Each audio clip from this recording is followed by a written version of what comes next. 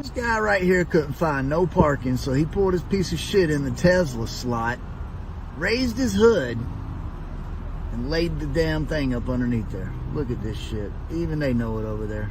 Look at this shit.